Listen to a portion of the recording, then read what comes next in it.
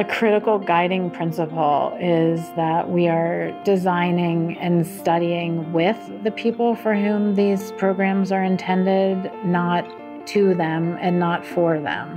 And I think that the research that we're doing can be part of a move towards a more participatory approach that both respects the essential nature of empirical investigation and that says that the people for whom these approaches are designed are included from the very beginning and even articulating what are the questions of importance. So that research from its very beginning is actually a relational practice. Welcome to Mind and Life. I'm Wendy Hasenkamp. My guest today is clinical psychologist and contemplative researcher Sona Dimidjian. Sona is a professor in the Department of Psychology and Neuroscience at the University of Colorado Boulder, and she's also the director of the Renee Crown Wellness Institute. Her research focuses on cultivating mental health and wellness among women, children, and families by engaging people's capacities for learning to care for themselves and their communities. When I planned to interview Sona, I expected we'd talk about her work that she's perhaps best known for, applying mindfulness and contemplative practice to help with postpartum depression. And we do talk about that. But what I didn't expect was that we'd take the lens much wider, looking at how she's focused her career pushing back against systems of inequality and making research into a relational practice. In our conversation, we talk about her own path to contemplative practice and research, and how we can use collaborative teams in scientific research to reduce bias. She then describes her work with new and expectant moms who are at risk for postpartum depression. And we also discuss how she's been working with young women to address stereotypes about appearance and using peers instead of researchers or contemplative teachers to deliver instruction of helpful embodied practices.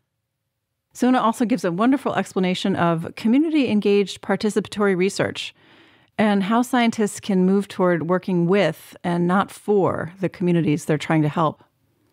We talk about creating digital platforms for more equitable dissemination of contemplative programs and her deep commitment to bringing a lens of anti-racism to her research and teaching. Sona has developed numerous resources that are available online. We've linked to those in our show notes, along with lots of other great content from Sona, including a powerful keynote lecture from Mind and Life's International Symposium for Contemplative Research in 2018. I've been fortunate to know Sona for many years through her work with Mind and Life, where she's served on the Research Advisory Council and now serves on our board of directors. I really enjoyed diving more deeply into Sona's impressive body of work in this conversation. I hope you enjoyed as much as I did. It's my pleasure to share with you Sona Dimidjian. Well, Sona, welcome. Thank you so much for joining us today. Wendy, it is such a pleasure. And just really delighted to have a chance to talk with you. I would love to start just by hearing how you originally became interested in mindfulness, contemplative practice, and mental health. That's a great question. And it's a hard one to answer. The short answer would be it feels like the work of my entire life. I don't know, I'd almost have to go a few generations back to really give you a true or a full answer to that question. Oh, that's interesting. I guess I could say, if I answer that question from more of a, professional researcher standpoint, I would say a pivotal moment was when I was in graduate school at the University of Washington, where I had gone to study with a graduate mentor who at the time was doing really one of the, more groundbreaking studies in how to treat depression. And I worked really closely with him for 2 years in our lab, which was at that time a large lab of graduate students and mental health providers and other faculty collaborators, both at the University of Washington and at multiple other universities around the country. And it was at the end of my second year of graduate school that he was scheduled to present a keynote at a conference and didn't show up at the podium, and there were hundreds of people in the room waiting. And so security was finally sent up to his hotel room, and we learned that he had died that morning suddenly of a heart attack. Oh, my. Yeah. So it was a really difficult event for everyone who was involved in that research. And there actually was another large study that was going on in tandem, which was a study of an acceptance-based intervention for distress among couples. So there were these two large teams, and my graduate advisor was someone who was like kind of one of these people who just lived kind of larger than life. And so I think there was the expected shock of an event like that. And then there was this added layer that here was this person who I think we all thought sort of like lived by his own rules or defied, the usual logic of the universe. So I think there was also this sense of shock of like the reality of mortality. And so at that time, I would say for myself, had this really like dual focus. One was how to continue the research that we were doing and how to care for the, other members of our research team and lab and how to sustain myself through that shock and grief and loss in a way that I could continue to be a resource for all of these other people who were, depending in different ways on this work, including the research participants in this large clinical trial that we were running. And so I would say that was a moment where I really turned to mindfulness as a practice and, strengthened or deepened, I guess you could say, my commitment to that practice, and also the ways in which it informed and infused my work life. It really was the ways in which I would say I sought to show up at work and also be part of creating a context for other people in the work that we were doing together. At that time, I also was working with Marcia Linehan, who is another faculty member at the University of Washington, on research on dialectical behavior therapy in her lab. And, I would meet with her frequently, and each time I would meet with her, she would say, like, what are you interested in? Like, what do you really want to do? And I would always come back to this both sense of gratitude for and curiosity about the practice of mindfulness. And at some point, she said, well, why isn't this part of your research program? Like, why aren't you studying this? Yeah. And I think that question stayed with me for, quite a while. Was this before it was really a field of study? I would say it was like emerging as a field of study because as all this was happening, Zindel Siegel and Mark Williams and John Teasdale were starting to work on mindfulness-based cognitive therapy. I see. And at some point in this process, and I was sort of reading these papers as they were coming out and the book that they published, and at some point I had this clarity of conviction that this is what I wanted to learn. And I wanted to bring together this greater integration, I would say, of practices that had been and, were continuing to be deeply sustaining personally, while also all this, very much wanting to bring some of my own, sort of full life as a person into my work, and also finding the ways in which I was bringing my, kind of scientist mind into my mindfulness practice. So I would go on retreat or sit in personal practice or observe interactions and, have all these questions about like, how is this working? Why is this working? For whom is this working? How, are there other ways we could teach this or deliver this? And sort of what are the limits of the, are there limits? And how can we test those of the benefit of this kind of approach? So I tracked down Zindel at a annual conference, a kind of psychology conference that, he and I and there are many people in our part of the field attend in like some, lobby of a Marriott somewhere. I don't remember what city it was in, and said like, I'm a graduate student and I need to learn this. I remember him looking at me great. like, what? Who are you? And sort of said something like, where did you say you were going to school? And I said, in Seattle, at the University of Washington. And he sort of looked at me like, I'm in Toronto. Like, how are you thinking this will work? Right. So we set up this plan where I started doing mindfulness-based cognitive therapy groups with a psychologist in practice, Sandra Kaufman, in Seattle. And Zindel, remote trained and supervised us in that process for a number of years. And that's part of the beginning. Yeah. Something you just said really resonates with me about doing these practices and then having kind of the research mind to bring in and thinking about like, how is this working? And that certainly was the case a lot for me. Mm-hmm. What do you think about, some people would debate about the role of people who practice then doing the research, because there could be a potential for like bringing in bias or, trying to prove, quote unquote, that it works or something like that. So how do you think about that, the role of your own personal experience as a practitioner and then from the more objective side as a researcher?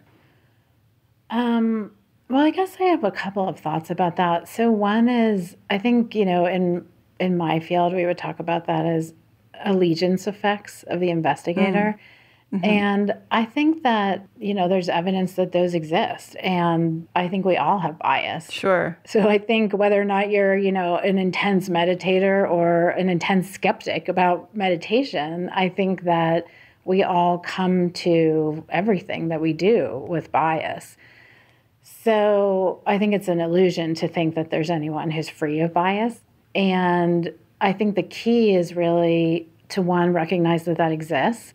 And two, for me, that's really, it informs in a pretty significant way, my commitment to empirical science. Because I really think that the main protections against the kind of biases that you're asking about really come in the research methods and the designs that we use to do the studies that we do.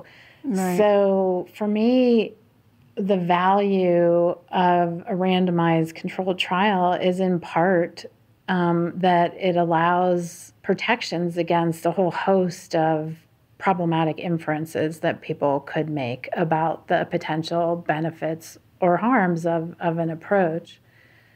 So that's one piece. It's really, I think that's a big part of why we do science, so that we're not overprivileging one person's opinion, and that we build in methods that help to acknowledge biases that exist.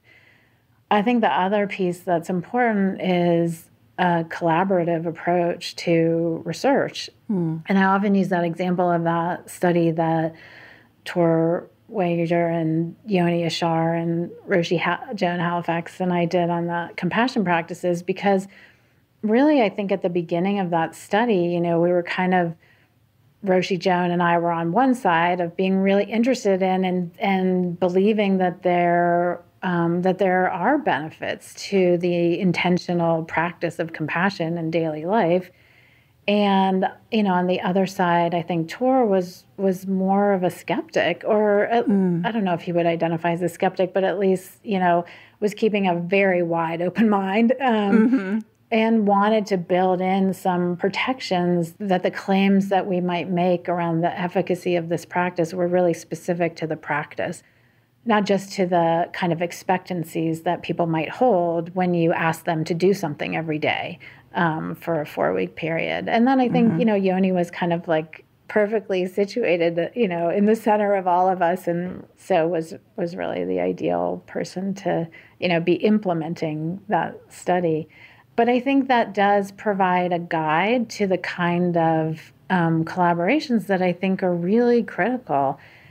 in my role as the director of the Crown Institute, I've been thinking a lot about what is a kind of guiding approach to the research that we conduct. And, the first step, and the really I see as a foundational success to any research study, is bringing together, a trusted team of experts. And that really defines this idea of expertise in a very broad way that in part seeks to connect people right from the outset that have differing views, and that engages the process of research as one that is really dedicated to that kind of, curiosity and investigation in the context of difference. Yeah. You've highlighted a couple of things that I definitely want to circle back to, one of which is you have an excellent way of bringing together teams that involve the community and the participants whom you're doing the research for. So I want to be sure to come back to that. But first, I'd like to dig in. You've spent a lot of your career studying women's mental health, in particular postpartum depression and new and expectant moms who are at risk for postpartum depression. So how did you land with that population? And can you describe a little bit about the prevalence and the course of postpartum depression for listeners who might not be familiar? Sure. Well, so interestingly, that line of research really came out of those mindfulness-based cognitive therapy groups that I was leading or co-leading as a graduate student. One participant in those groups, it's like one of those moments you can still remember, like where you were standing and what was happening in the context around you. And, she said to me like this towards the end of the 8-week series, this has been incredibly helpful. I just wish that I had had an opportunity to learn these skills before I had my daughter. And she had talked in the class about doing some of like the body scan practices with her, toddler next to her. And it just was this moment where I thought, like, what are we offering for women during pregnancy who are vulnerable to depression? And so I went to the literature to begin to investigate that question. And at that time, the options were extremely limited. It'd be good to come back to that point too, because in many ways, the world hasn't advanced that much in terms of the actual like daily options that people are provided for caring for their own mental health during these critical life cycle transitions continue to be very limited. But at that time, even in the research literature, it was pretty limited. And it was clear that antidepressant medication was really the standard of care and the main option provided to women during pregnancy, as was the case in the general population. And yet, during that time of a woman's life, there also were multiple competing concerns around, potential adverse effects of taking antidepressants during pregnancy. Right. So what was very clear, what continues to be clear, is that women who become pregnant having had depression in their history are at significantly increased odds of becoming depressed again. It is a past history of depression is the most robust predictor of getting depressed during pregnancy or early parenting that we have. So I thought at that time, we know that these women are at increased risk. We know that they're asking for other options. We know in a fairly straightforward way how to identify who's at increased risk. And the emerging literature on MBCT in the general population suggests that we actually have an approach that is helpful for exactly this purpose. Right. So at that time, Cheryl Goodman, who's a dear friend and professor at Emory University, and I started working together, and I had since moved to the University of Colorado, Boulder. So we're working across Colorado and in Atlanta, Georgia, and really began to investigate the use of this approach and the adaptation for women during pregnancy and early parenting. And the studies that we did suggested that it absolutely met the stated interests and preferences of women in terms of their mental health care during pregnancy.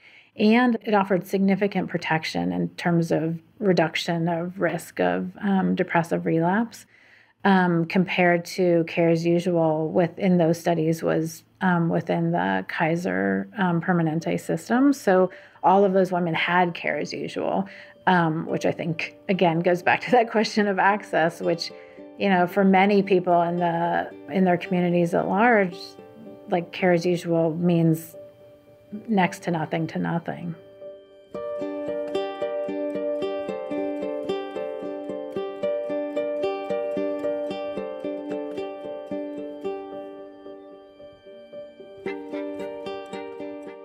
So you mentioned kind of key developmental transitions that people go through in life, and that there's a real lack of support oftentimes in this.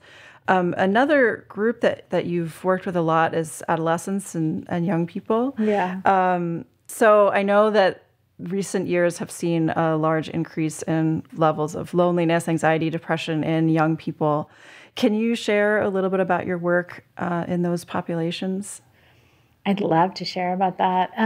So that's some really amazing work that we've been doing that really grew out of a focus on the ways in which young women struggle with their feelings about their bodies and this sense of dissatisfaction, body dissatisfaction that emerges by age 17 for, over 3/4 of what young women report. So we started with this approach that is really based in cognitive dissonance theory. That is an approach called the Body Project, which seeks to help young women, I would say, through a number of different practices, develop a more critical awareness of biases around appearance, cultural stereotypes and biases that adversely impact young women. And we worked with young women in high school and college over the past few years to design together an approach that includes some of those elements, but also includes in more experiential ways of developing a different kind of relationship to one's body.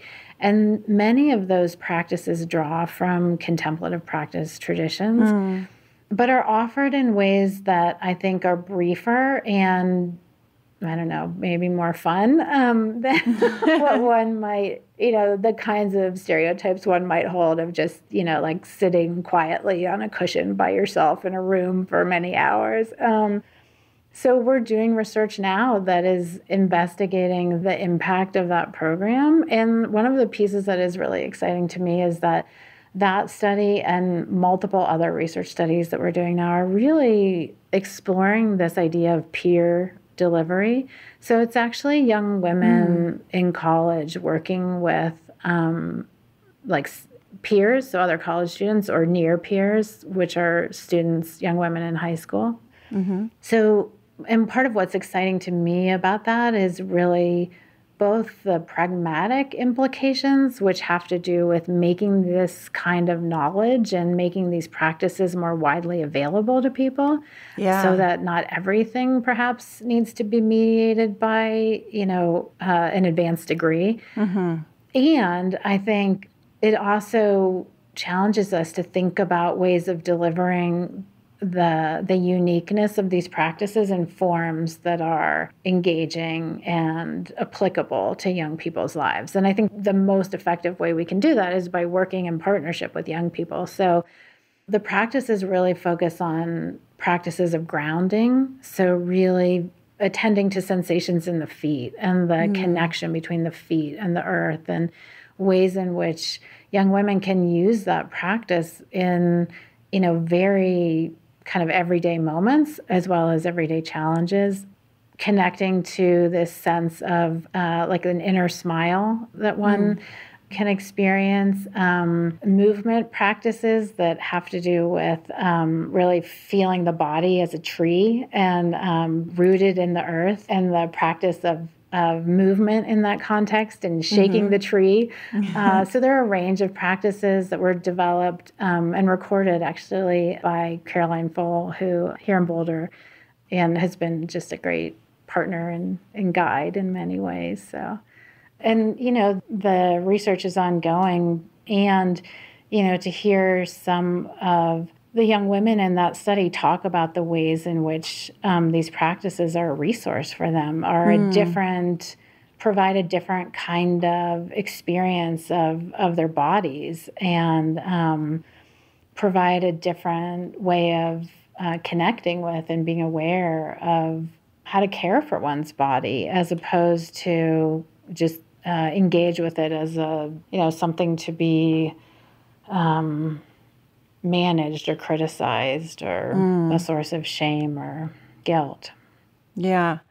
And what's your sense? I feel like I've heard some studies on the role of social media in this issue, particularly with young women. Yeah. What's your sense about that? I think it's really a challenge. And I think it's a challenge that has been complicated by the pandemic and the need for social distancing and remote learning. I think that we rely on technology and we rely on social media in ways that I think are important, and I think also create vulnerability. Right. So I think our approach to that has been to explore ways in which we can utilize some of those same, media channels, essentially, or platforms, for creating learning experiences that are deep and impactful and based in science, and prioritize connection and community. So it's an ongoing place of reflection, I think, that is needed, in our fields, in the world at large, among parents, young people. Yeah. And I love the idea of using peers to help train this, because I'm sure in a way it makes it more accessible, and then also serves to build community, which is really wonderful. Both are true. Yeah. And it also, keeps you honest too. And so, I think a critical guiding principle is the idea that we are designing and studying with the people for whom these programs are intended, not to them and not for them. It's really like that choice of preposition, that little word of with, it carries a lot. There's a lot packed in there. Yeah. Can you unpack some of what's in there? Well, our to go back to your question around, the experience of depression for women during pregnancy and postpartum, an example that I often use is this example of the rest cure. So, the short story, The Yellow Wallpaper by Charlotte Perkins Gilman, tells the story of this woman who was essentially confined to a room and told to rest. And it tells the story of her experience. And the author wrote a newspaper magazine article about the story at some point, in which she revealed that the story was autobiographical. And she said her doctors, as treatment for a postpartum mood disorder, and in her case, probably postpartum psychosis, had prescribed the rest cure, which was to have no work, to have no social contact, to essentially be confined in isolation to a room. And in the article she writes about it, she says, I practiced this until, I think she said, it drove me to near utter mental ruin.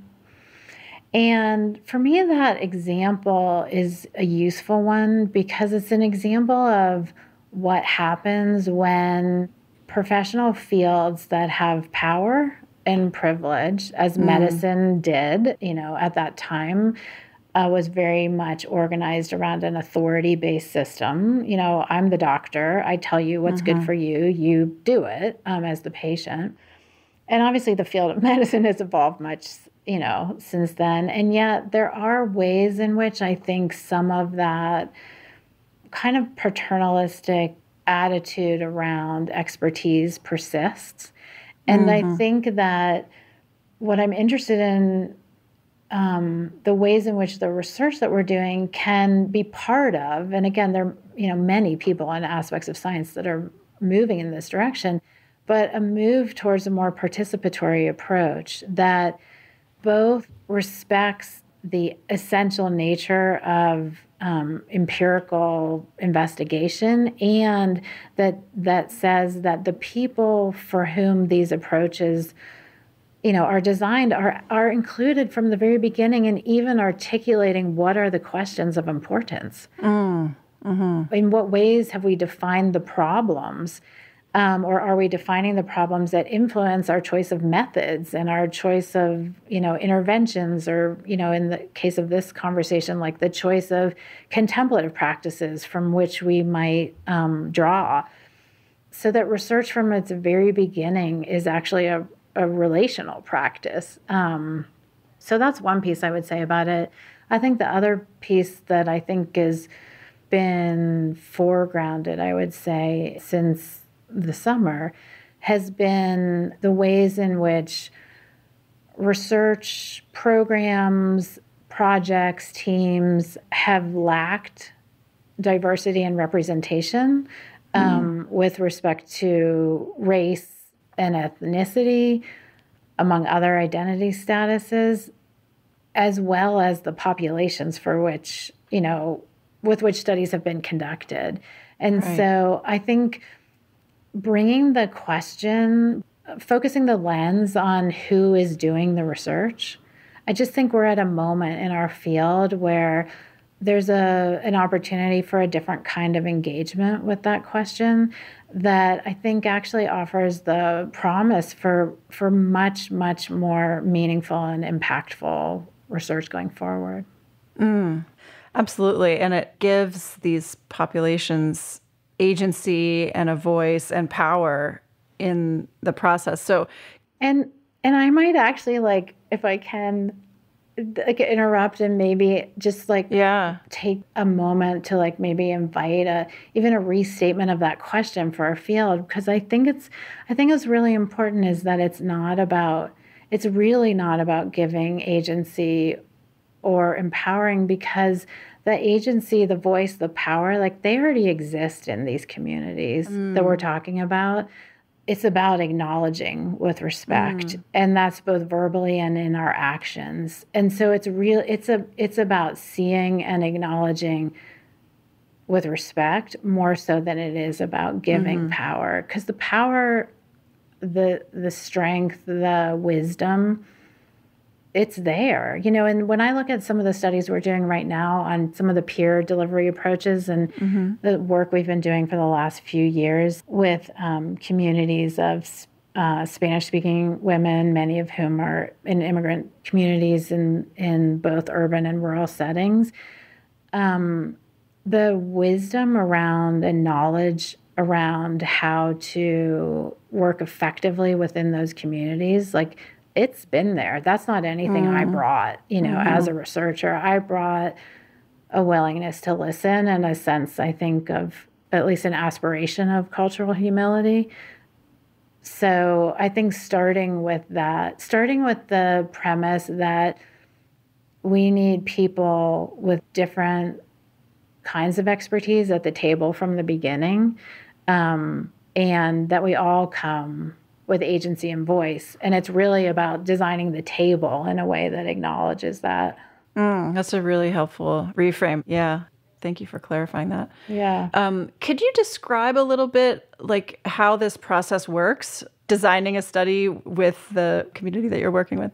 Yeah. So it requires a certain tolerance for messiness. I can describe a little bit and probably never goes exactly the same way. Right. I think actually within the Crown Institute right now, one of the projects that we're working on is creating a set of participatory design tools that will help researchers and communities work together to do exactly what we've been talking about. So to start at the very beginning, foundational step of convening a team. And within that team, begin to explore areas of expertise, areas of distrust that exist when you bring people together who hold different biases and views and identities and backgrounds, and begin to build a sense of trust and shared purpose.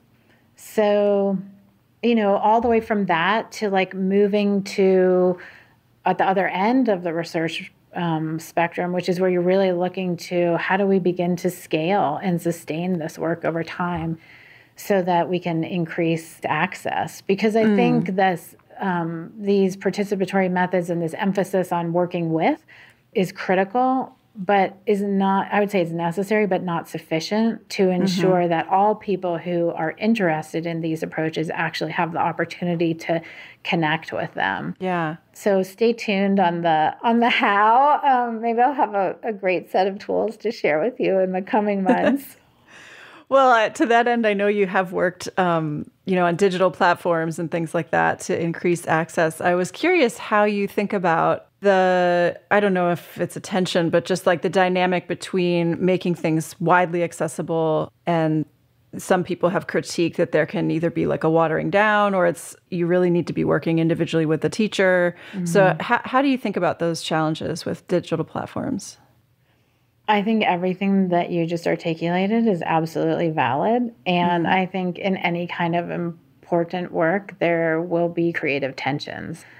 For me, the question is always, to what extent can we find a middle road through these positions that appear to be in conflict with one another? How can we engage both in a way that allows what, again, appears to be a conflict to instead become a dynamic, creative tension that propels us into something new? And so to each of the positions that you said, I would say like, yes, yes, yes, and yes. And, where do we go from here? And so I think we are learning through the work that we're doing. I would say in terms of the work that I have done, the digital program that I think we have investigated most rigorously to date has been the Mindful Mood Balance program that Zindel Siegel and I worked on and developed and studied across multiple clinical trials, including one randomized controlled trial that we published at the beginning of this year in 2020. So we published a study in which we had randomly assigned 460 adults with histories of depression to participate in this 8-session program called Mindful Mood Balance over a 12-week period, or to receive usual care in the Kaiser Permanente system. And what we found was that over that 12 weeks and a 1-year follow-up period was that people who participated in the MMB program showed significant benefit with respect to their mental health. Their depression and anxiety symptoms were significantly reduced. And that built upon almost a decade of work designing that program, really investigating how can we bring the same types of learning experiences that people have while attending in-person MBCT classes. How can we create a version of that in an online digital course? So the findings of that study were striking, I think, because of the length of follow-up, because of the kind of experimental nature of the design, because of the relative brevity of the program and the ease with which people could access it. How long was it? It was 8 sessions, and people had access to it for the main intervention window for 12 weeks. And we're doing a version of that program. We're testing a version of that program called Mindful Mood Balance for Moms now in a study that we're doing in collaboration with Lee Cohen's group at Mass General Hospital and Baby Center, which is the largest digital community for new and expectant parents and parents in general in the world. And we have enrolled 500 women in that study and are continuing to follow them to understand the impact of their learning and experience. Is this program geared towards people at risk for depression? It's been tested with people who have histories of depression and also people who have histories of depression and are experiencing residual depressive symptoms. So not people who are currently in an acute episode of depression, but who have some risk of either depressive symptoms becoming worse or experiencing a relapse of depression. Yeah. I thought of something that I wanted to ask earlier. So is this MVCT for expectant moms or new moms? Is this something that women can find in their communities? Is it widely available or? This is such a great question. I wish my answer was a resounding yes, but it's not.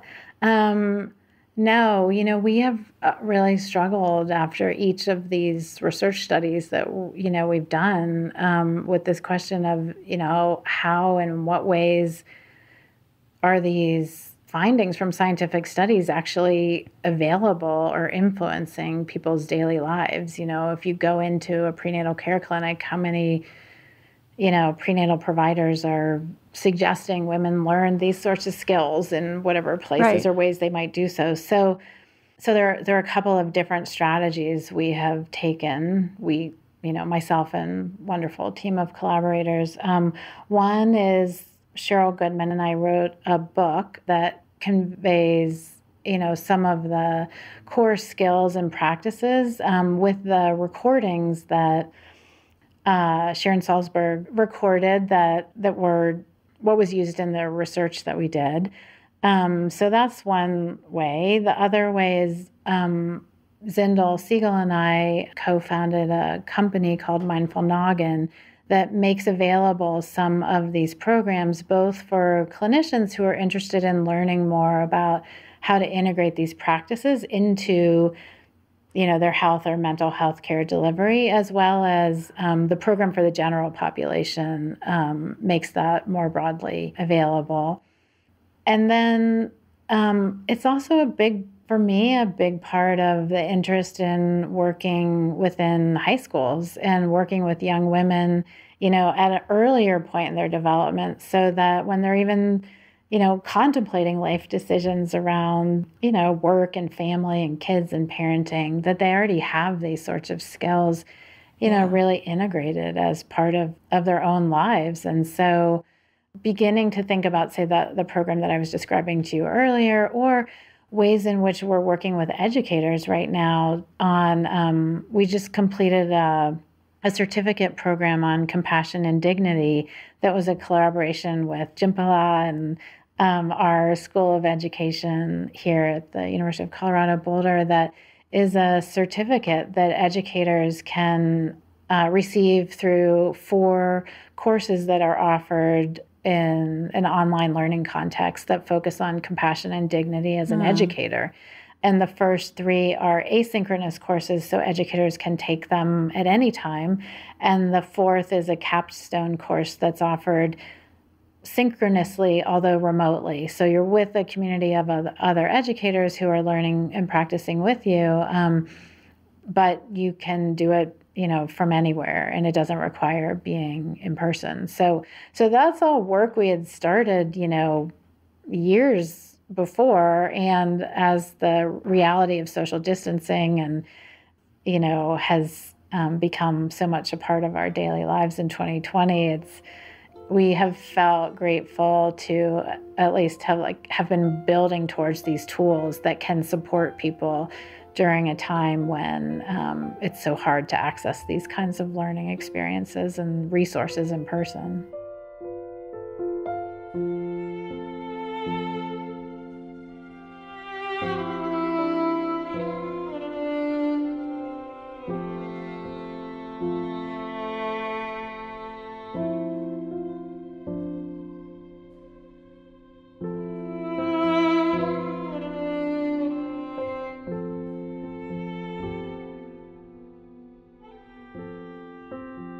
I saw on your website for the Crown Institute that you're doing more and more work in anti-racism space, and you developed a course, an undergrad course around anti-racism. I just wondered if you wanted to say anything about that work in particular.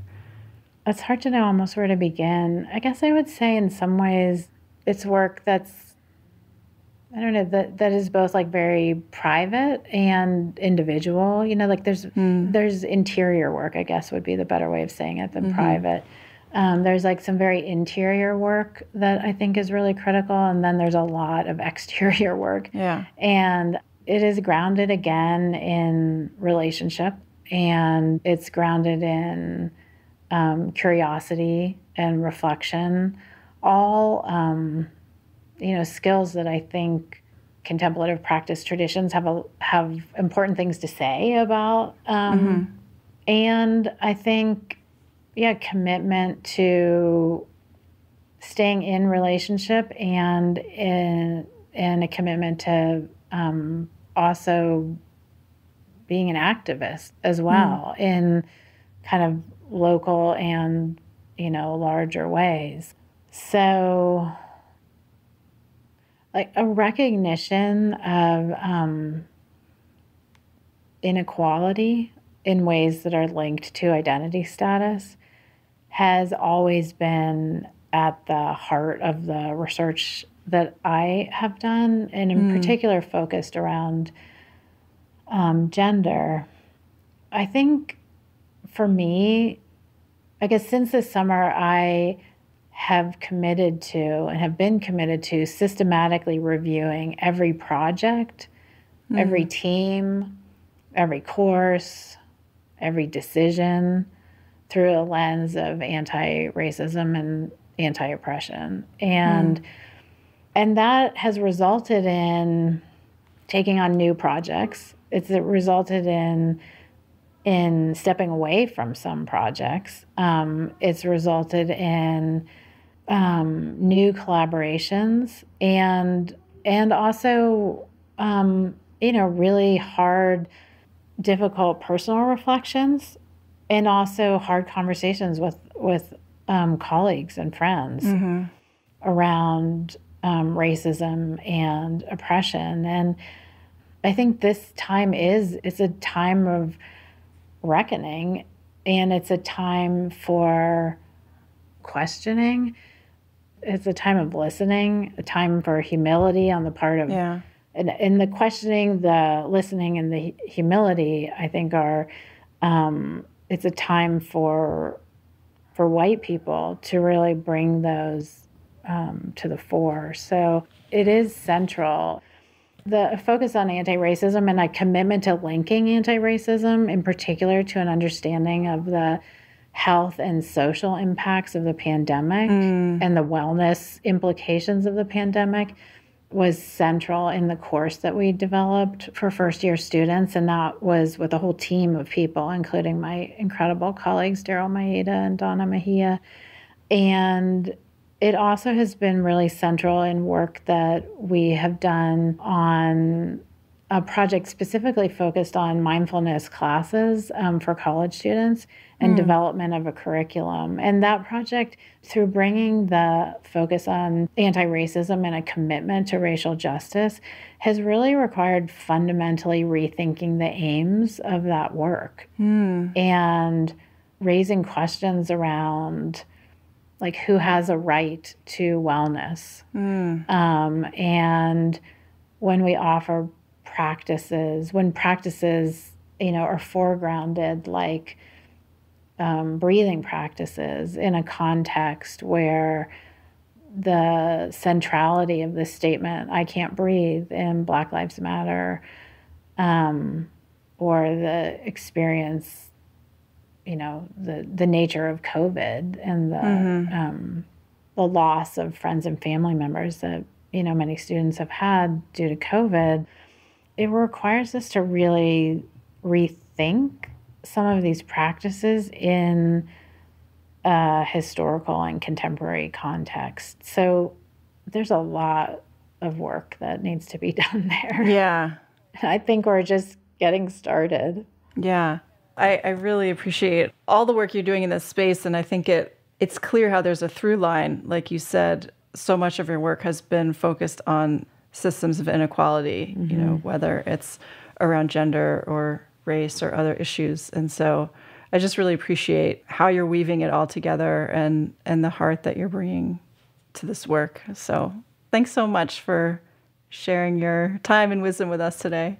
Oh, it has been a pleasure. And thank you so much, Wendy, for this podcast series and I think the intention that animates this work, which is how to bring these practices and ideas and knowledge to all people for whom this could hold benefit. So I think it's really critical to have these different channels, and I think your podcast is a really critical one.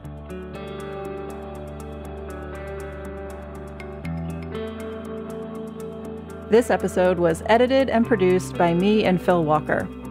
Music on the show is from Blue Dot Sessions and Universal.